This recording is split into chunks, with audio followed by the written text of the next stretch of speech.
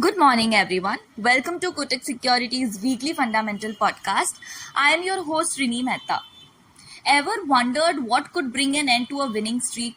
Well, last week, a global stock market sell off, spurred by disappointing US economic data, did just that, snapping the Indian market's 5-day and 8-week winning streak.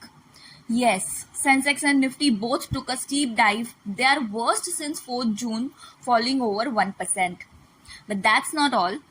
Did you notice Zomato's shares last week? They had an interesting run amidst all this chaos. So, are you curious to know more? Let's dive in. Interestingly, while the big players were taking a hit, the small cap and mid cap indices outperformed their larger peers.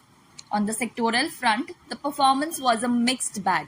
Sectors like power, healthcare, oil and gas were the stars of the week, showing impressive gains. But not everyone had a good time. Realty, auto, IT and FMCG sectors were the ones feeling the blues with weekly losses. Speaking of the broader picture, recent domestic data paints a healthy outlook. The Indian manufacturing PMI stood at a robust 58.1 and the GST collections growth hit a solid 10%.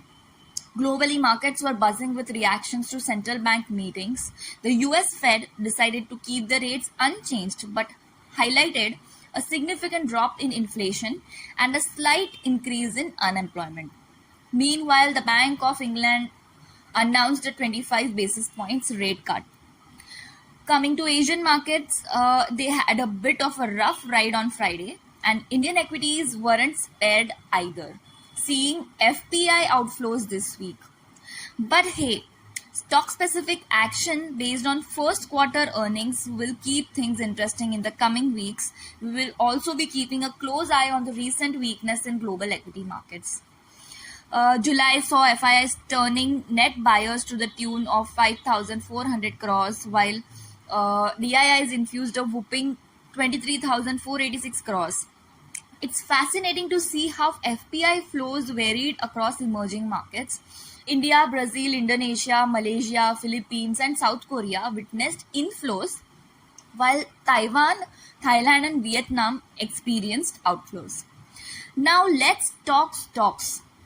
First, an update on Greenply Industries. So, Greenply is basically a leading manufacturer of plywood and MDF or medium density fiber board. They delivered a strong first quarter performance, beating our estimates. Revenue growth of 35.7% year on year was driven by plywood volume growth and ramping up of MDF production.